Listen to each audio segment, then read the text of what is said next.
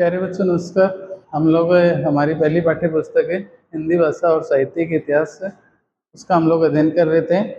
और उस अध्ययन के दौरान हम लोग सगुण और निर्गुण जो भक्ति धारा है उस काव्य धारा का हम लोग अध्ययन कर रहे थे। और इसी क्रम में हम लोगों ने जो सगुण भक्ति धारा है, सगुण का मतलब है साक्षात, ठीक है, जो चीज़ हमें साक्षात दिखाई देती है, ठीक है, तो वो सगुण के अंतर्गत आती है। और निर्गुण है जो निराकार है, जिसका कोई रूप या आकार नहीं है, तो उसको लेकर के हम लोगों ने सगुण आराधना के बारे में पढ़ा, जो साक्षात हमारे आराध्य रहे। जैसे मैंने आपको बताया भी था कि जिस तरह से वैसे तो 4 युग हुए, किंतु 2 युगों का जिक्र करें तो त्रेता और द्वापर। वैसे तो प्रत्येक युग के अंदर जो हमारे भगवान हैं, या कह सकते हैं कि जो हम जिनकी सगुण रूप में पूजा करते हैं, तो वो हर एक युग के अंदर उन्होंने जन्म लिया। किंतु यहाँ देखा जाए तो विशेष करके जो त्रेता युग है और द्वापर युग है, तो त्रेता और द्वापर के अंदर त्रेता में श्री राम जी आए, विष्णु भगवान जी के अवतार थे, भगवान विष्णु जी के 9 अवतारों में से एक है। और उसी क्रम में श्री कृष्ण जी द्वापर युग में आए। तो दोनों युगों के अंदर उन्होंने जिस तरह से मनुष्य रूप में जन्म लिया, वैसे तो देखा जाए तो परशुराम जी के रूप में भी आए, वामन ऋषि के रूप में भी आए, उसके साथ साथ जैसे कल की अवतार भी उन्होंने अभी लेंगे वो, किंतु उससे पहले कह सकते हैं कि मत्स्य अवतार लिया उन्होंने, तो या फिर से कुरम कह सकते हैं। तो ये कह सकते हैं कि प्रत्येक रूप के अंदर वो इस धरा पर आए। और जब जब समाज में अधर्म बढ़ा और धर्म की रक्षा की खातिर वो उन्होंने इस धरा पर जन्म लिया, तो उनको लेकर के उनकी सगुण आराधना और अवतार भावना के बारे में हम लोग पढ़ चुके थे, इस तरह से उनका अवतार हुआ, ठीक है। अब जब वेदों को चुराया गया, तो उन्हें बचाने के लिए कभी या फिर कह सकते हैं कि जिस तरह से धरा पर महाभारत युद्ध के दौरान जब अत्याचार बढ़ गए थे, या कह सकते हैं कि जो रावण का एक तरह से कल्याण किया, तो उसमें उन्होंने जिस तरह से जन्म लिया, तो इन सबको जो अवतारवाद है, कह सकते हैं कि एक परम पुरुष के रूप में अपने आदर्शों की जो स्थापना की, तो वो अपने आप में विशेष स्थान रखता है। इसी क्रम में अगला जो बिंदु है वो है सौंदर्य उपासना। अब सौंदर्य उपासना का मतलब है, सौंदर्य का मतलब है सुंदरता, उपासना का मतलब है भक्ति। अब भक्ति के दौरान किस तरह से सौंदर्य उपासना का जो भाव है वो देखने को मिलता है। अब हम लोग बहुत सारे जो भजन कीर्तन वगैरह सुनते हैं, तो भगवान विष्णु जी को लेकर के भी भजन है कि नाम है तेरा तारनहारा, कब तेरा दर्शन होगा, जिनकी महिमा इतनी सुंदर वो कितना सुंदर होगा, ठीक है। तो उनका जो रूप सौंदर्य देखें, या कह सकते हैं कि उनका जैसे जैसे हम पढ़ेंगे, जैसे अभी जो बाल रूप का जिक्र आएगा, तो कह सकते हैं कि भगवान की जो मोहनी मूरत है, सांवली सूरत है, अधरों पे उन्होंने अपने होठों पे मुरली रखी हुई है, गले में वैजयंती माला धारण की हुई है, कमर पे कमरधनी है, पैरों में नुपुर है, ठीक है, सिर पर मोर मुकुट है। तो उनकी जो शोभा है वो कह सकते हैं कि अलौकिक, उसका जो बखान है वो किया ही नहीं जा सकता। तो यहाँ वो कहते हैं कि सगुण भक्त कवियों ने भगवान के रूप सौंदर्य की उपासना पर बल दिया। अब उन्होंने बताया कि जिस तरह से उनकी जो छवि देखी ना, तो उनकी छवि पर वो कह सकते हैं कि बलिहारी जाऊं मैं, ठीक है। तो उनको कह सकते हैं कि उनकी छवि को वो देखते ही रह गए। और यहाँ जो सगुण के कवि हैं, जैसे चाहे गोस्वामी तुलसीदास जी हो, या कह सकते हैं कि सूरदास जी हो, चाहे मीरा जी हो, चाहे रसखान जी हो, ठीक है, तो सभी भक्त कवियों ने अपने आराध्य को लेकर के बड़ी सुंदर प्रसंग भी लिखे, और प्रसंग लिखने के साथ साथ उनकी जो महिमा है उनका गुणगान भी किया। यहाँ देखें तो वो कहते हैं कि उन्होंने उनके रूप सौंदर्य की उपासना पर बल दिया, ठीक है। और प्रत्येक माँ अपने शिशु की जिस तरह से कह सकते हैं कि जो घुंघराले बाल है, उनके केस हैं मोटे मोटे, जो उनके नैन है, ठीक है, और जो हाथों में बाजूबंद पहने हुए हैं, और कह सकते हैं कि उनको देख करके जो पीताम्बर वस्त्र उन्होंने धारण कर रखे हैं, तो प्रत्येक माँ है वो अपने शिशु के अंदर श्री कृष्ण जी को देखती है, ठीक है। तो यहाँ ये कहते हैं कि उन्होंने इस समय के जो कवि रहे, उन कवियों ने उनकी जो उपासना, रूप सौंदर्य की जो उपासना, उस पर बल दिया। श्री राम और श्री कृष्ण जी के बाल रूप की सुंदरता को वर्णन है इन्होंने किया। राम भक्ति और कृष्ण भक्ति काव्य में अनेक प्रकार से और पुष्कल परिणाम में उपलब्ध होता है। अब उन्होंने बताया कि श्री कृष्ण जी का बाल रूप किसी से छिपा नहीं है। जिस तरह से उन्होंने अपनी बाल क्रीड़ाएं की, बाल क्रीड़ाओं के साथ साथ जन्म जरूर माँ देवकी की कोख से लिया, किंतु जो पालन पोषण है माता यशोदा जी ने किया। नंद बाबा के यहाँ रहे, वासुदेव जी उनको यमुना पार करा, वहां छोड़ करके आए, क्योंकि कंस जो इनके मामा थे उनको इस तरह का वरदान था कि माँ देवकी की कोख से जो 8वीं संतान का जन्म होगा वही आपका काल होगा। और हालांकि हम काल के नाम से देखें तो काल के नाम से भी इनकी पहचान की जाती है।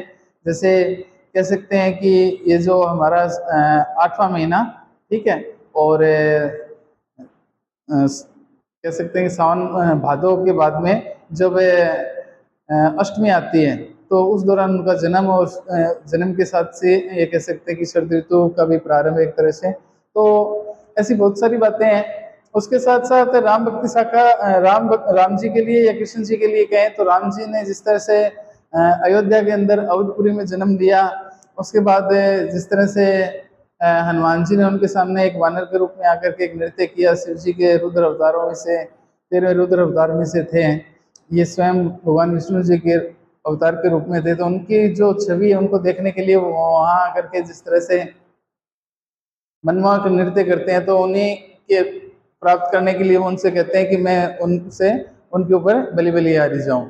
तो इनको लेकर के उनके जो बाल रूप की सुंदरता का वर्णन राम भक्ति और कृष्ण भक्ति काव्य के अंदर अनेक प्रकार के और पुष्पल परिणाम है वो उपलब्ध होते हैं। इनके बाल स्वरूप के साथ साथ इनकी जो किशोर रूप है, किशोर रूपों का भी उद्घाटन है समस्त भक्त कवियों ने किया, और उसे करने के पीछे पूरी तल्लीनता के साथ किया। अब जैसा बताया जाता है कि बाल रूप का तो देखे जाए तो जिस तरह से कालिया नाग के ऊपर मर्दन करना, या उसके साथ साथ अपने जो बाल सखा थे उन बाल सखाओं के साथ नृत्य वगैरह करना, या अपना खेल कूद करना, या कह सकते हैं यहाँ तक कि जिस तरह से जब तक वो द्वारिका नहीं गए, ठीक है, या वृंदावन नहीं गए, तब तक वो क्या है कि उन्हीं के साथ अपने एक तरह का जो मनोरंजन है वो, या उनके साथ नंद बाबा की जो गाय चराने का कार्य है, ठीक है, दिनों, या कह सकते हैं कि जो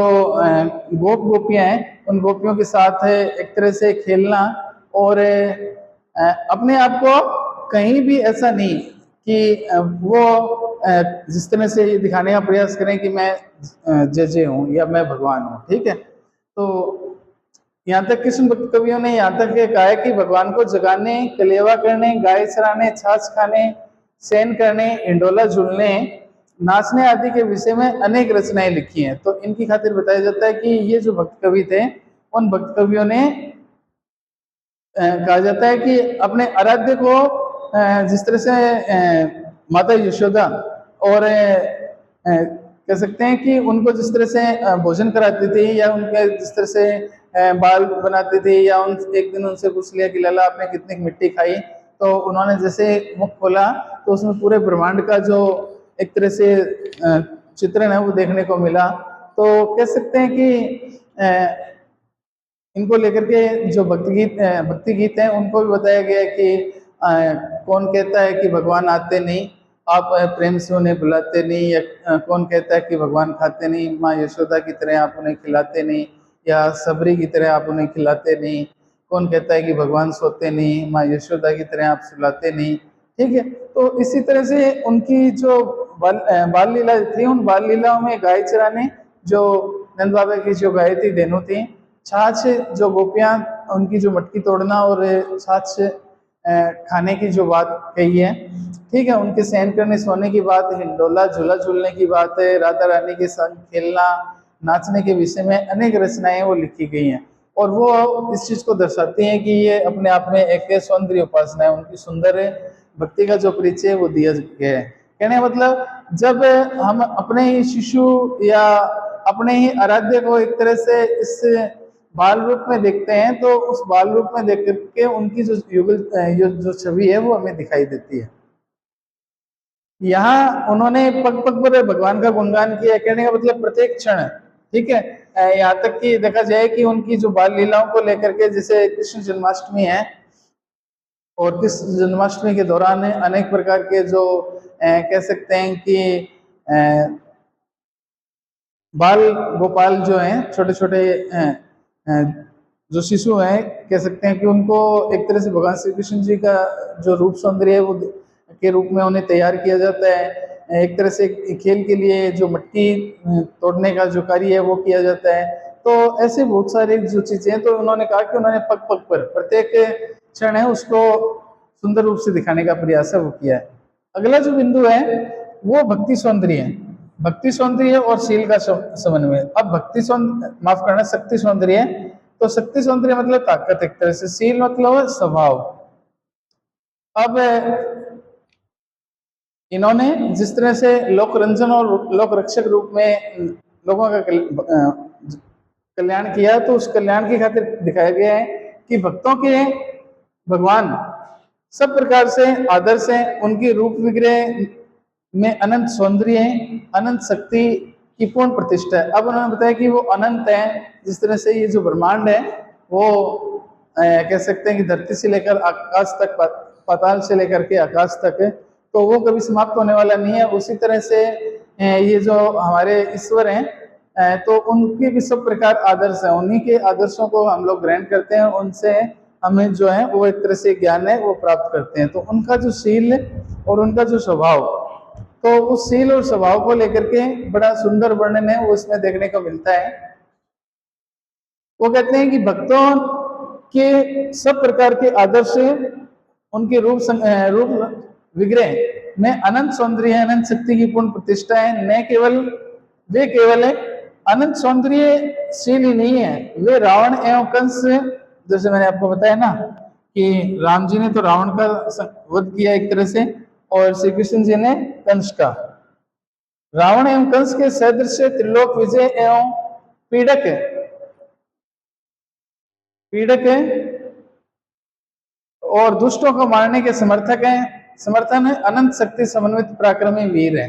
अब उन्होंने बताया कि जिस तरह से जब धर्म पर अधर्म का प्रभाव बढ़ने लगे, तो जिस तरह से महाभारत में कहा है कि यदा यदा ही धर्मस्य ग्लानि भारती भाव, ठीक है, अभ्युत्थानसंभवानि युगे युगे। तो वो कहते हैं कि जब जब धरा पर पाप बढ़ेगा, तब तब मैं क्या कि इस भूमि पर आकर के जन्म लूंगा, और इस पाप से इस धरा को, इस भूमि को मैं बचाऊंगा धर्म की रक्षा के लिए, ठीक है।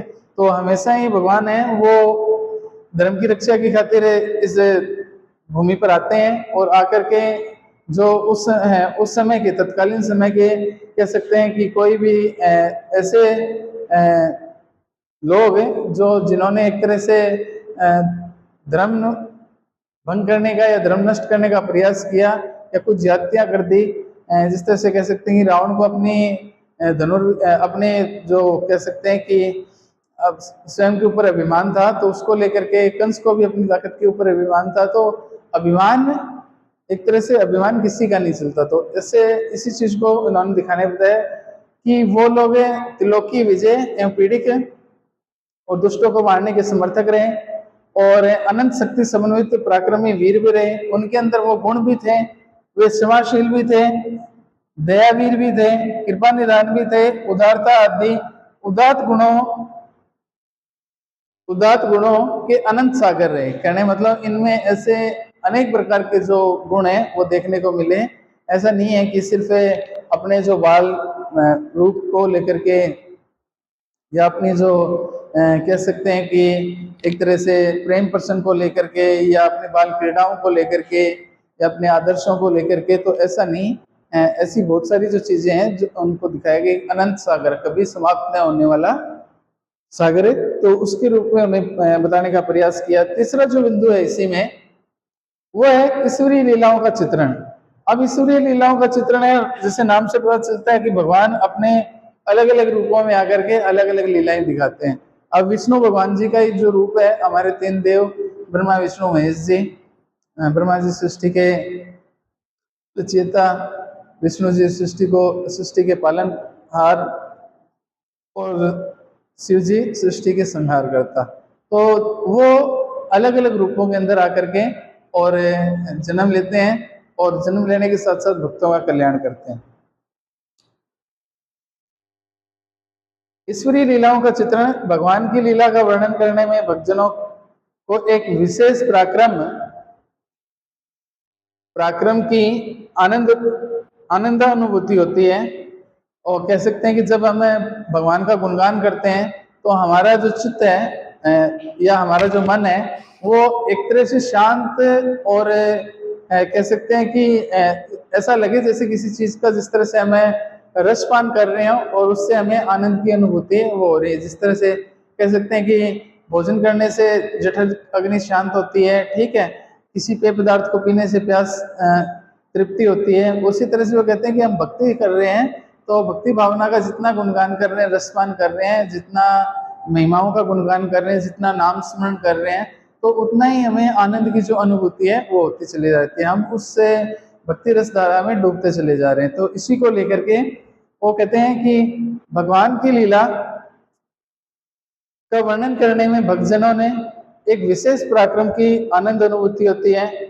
जिस तरह से ये कह सकते हैं कि कोई धूप में चलने वाला व्यक्ति और उसे एक बड़े से वृक्ष की शीतल छाया मिल जाए और शीतल पे पीने के लिए ठंडा जल मिल जाए तो उसका जो शरीर जितना आनंद और सुख का अनुभव करता है, ठीक वैसा ही कुछ हम भी मंदिर में जाकर के या भगवान का गुणगान करके उतने सुख और आनंद की अनुभूति है वो प्राप्त करते हैं। आगे वो कहते हैं कि दृश्यमान में जगत की प्रत्येक घटना उसी की लीला है। अब उन्होंने बताया कि इस संसार के अंदर जो, इस सृष्टि के अंदर जो चीजें हमें दृश्यमान अर्थात दिखाई दे रही हैं, ये सारा का सारा ब्रह्मांड उसी का रचाया हुआ है, ठीक है। सभी को एक तरह से ये मान के चलो कि सबको यहाँ इस ध्रुव पर भेज रखा है। जो मनुष्य रूप में जन्म है, जिसने जन्म लिया उसका अंत निश्चित है, किंतु यहाँ कुछ अच्छे सत्कर्म करके अपने इस जीवन को सुधारा जा सकता है। इस जीवन में कुछ जो पाप हुए उन पापों का प्रायश्चित किया जा सकता है। ईश्वर की उपासना करके उन पापों से मुक्ति प्राप्त की जा सकती है और अपना उद्धार किया जा सकता है, अपना कल्याण किया जा सकता है। तो वो कहते हैं कि दृश्यमान जगत की प्रत्येक घटना उसी की लीला है। इस सारा का सारा जो ब्रह्मांड है वो उन्हीं का रचाया हुआ है। और ईश्वर ने हमेशा ही कहा है कि एक तरह से हमेशा मनुष्य, मानवता जो धर्म है वो सबसे बड़ा है और हमें मनुष्य का, प्रत्येक मनुष्य की कह सकते हैं कि मदद करनी चाहिए, रक्षा करनी चाहिए। प्रत्येक घटना उसी की लीला है। प्रभु की लीला को एक विशेष रूप में ग्रहण करके इन भक्तों के अनेकानेक भावपूर्ण वर्णन किए। अब उन्होंने बताया कि उनकी जो लीलाएं थी उन लीलाओं को बड़े ही सुंदर ढंग से दिखाने का जो प्रयास है वो इन्होंने किया। और सुंदर ढंग से दिखाने के प्रयास के साथ साथ उन्होंने ये दिखाया कि ये सारा के सारा जो रचना क्रम है वो सब ईश्वर के द्वारा रचित रचनाएं हैं। अब अगला जो बिंदु है वो है गुरु की महत्ता। कि उन्होंने जिस तरह से कबीर निर्गुण भक्ति शाखा के कबीर जरूर रहे, लेकिन निर्गुण भक्ति शाखा के कवि होने के साथ साथ उन्होंने जिस तरह से गुरु का महत्व दिया ना, तो बिन गुरु के तो कह सकते हैं कि कोई भी है वो व्यक्ति वो व्यर्थ है। वो कहते हैं गुरु बिन होए की ज्ञान, ज्ञान की होए विहाग बिनो, गावे वेद पुराण भव ही तरे ही हरि भक्ति बिनो। अब वो कहते हैं कि बिना गुरु के ज्ञान की प्राप्ति नहीं हो सकती। चाहे आप एक नजर पसार के देखें कि जो बालक है उसकी प्रथम गुरु उनकी माँ, ठीक है, उसके पिता, फिर वो जिस विद्यालय में शिक्षा ग्रहण करने जाए फिर उनके गुरु, और गुरु स्वयं है उस दीपक की तरह कि स्वयं चल करके और अपने शिष्य को, जिस तरह से एक जो कुम्हार है वो जिस तरह से एक मटके को तैयार करता है, उसमें हल्की थाप भी लगाता है, उसमें उसके नीचे गर्म आग भी जलाता है, कह सकते हैं उसको पकाता है, अच्छे से एक तरह से सांचे में ढालता है। तो उसी तरह से होता है कि गुरु का अपना एक महत्व है, ठीक है। और यहाँ जिक्र करें तो जैसे कबीर जी की साखी है, गुरु गोविंद दो घड़े काके लागू पाए, बलिहारी गुरु आपने गोविंद दिया बताए, कि मेरे को तो एक जैसे रूप दिखे उनमें, ठीक है। और एक जैसे रूप दिखने से जब आप मुझे इनके बारे में नहीं बताते हैं तो मुझे कहाँ ज्ञान था कि ये गोविंद है, ठीक है। और ऐसा ही उन्होंने बताने का प्रयास किया कि बिना गुरु के जो शिष्य है वो एक तरह से नुकरा है, ठीक है। कह सकते हैं कि बिना गुरु के और जो ज्ञान है वो अधूरा है। आप बड़े बड़े राजाओं को देख लो, महाराजाओं को देख लो, जिस तरह से कह सकते हैं कि महाभारत का जिक्र करें तो जो अर्जुन है उनके जो गुरु हैं द्रोणाचार्य, ठीक है। राम जी हैं, उनके जो गुरु हैं विश्वामित्र जी, ठीक है। तो गुरु बिना ज्ञान है वो अधूरा है। तो यहाँ उन्होंने गुरु की जो महत्ता है उसको उसके ऊपर बल दिया है और गुरु की महिमा को का बखान है वो किया है। और उसके साथ साथ कहते हैं कि सगुण उपासक है भक्त कवियों ने गुरु के महत्व को स्वीकार किया कि बिना गुरु के ईश्वर की प्राप्ति या सच्चे स्वरूप का जो ज्ञान है वो असंभव है, ठीक है। फिर वो कहते हैं कि जाति पाति की उपेक्षा। अब जाति पाति की उपेक्षा की खातिर वो कहते हैं कि सगुण भक्त कवियों ने हरि भक्ति प्राप्ति के मार्ग में जाति पाति के अवरोध को स्वीकार किया। अब उन्होंने माना कि अगर आप ये कहोगे ना कि ये ऊंचे कुल का है तो इनको ईश्वर की प्राप्ति वो ज्यादा होनी चाहिए और नीचे कुल का है इसको कम होनी चाहिए, तो ऐसा नहीं है। जिस तरह से भगवान श्री राम जी ने सबरी एक शूद्र, ठीक है, उनके झूठे बेर का है, शंभु के एक शूद्र है। श्री कृष्ण जी की यहाँ देखें तो कह सकते हैं कि सुदामा गरीब ब्राह्मण है। उसके साथ साथ कह सकते हैं कि रस खान है एक मुस्लिम जाति के कवि, ठीक है। तो ईश्वर भक्ति के अंदर जाति पाति कोई बाधा नहीं है, ठीक है। अब उन्होंने कहा कि हरि सो भजे हरि को होए। अब उन्होंने कहा कि जो हरि का सुमरन करता है वो ही हरि का है। अगर आप बीच में जाति को लेकर के लगाओगे ना तो वो जाति के अंदर वहाँ एक तरह से धर्म के साथ खिलवाड़ सा होगा। अगर हम देखें तो हमारे लोक देवता गोगा जी, तो उस माफ करना उन गोगा जी के जो एक तरह से मजार बनी हुई है, हम कह सकते हैं कि जो गोगा मेडी है, तो वहाँ हम लोग एक तरह से राजस्थानी भाषा में उन्हें कहीं थान कहते हैं या मंदिर कहते हैं। तो उन मंदिर में हिंदू मुस्लिम सिख ईसाई सभी धर्म के जो लोग हैं वो माथा टेकने के लिए आते हैं। हम स्वयं गुरुद्वारे के अंदर जाते हैं तो माथा टेकने के लिए चले जाते हैं, वहाँ कोई जात पात का नहीं। अगर माता वैष्णो रानी के यहाँ देखो तो सभी धर्म के जो लोग हैं वहाँ पहुँचते हैं।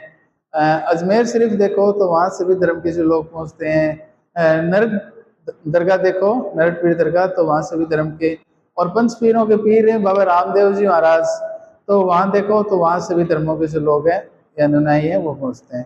तो ईश्वर भक्ति के अंदर जाति का कोई एक तरह से स्थान नहीं। अब ये नहीं कि जो व्यक्ति पंडित है वही श्रेष्ठ है, ठीक है। अब व्यक्ति के जो कर्म है वो उस पर निर्भर करते हैं कि आपने किस कुल में जन्म लिया, लेकिन आपके जो कर्म है और आपके अंदर जो गुण है वो आपको श्रेष्ठ बनाते हैं, महान बनाते हैं।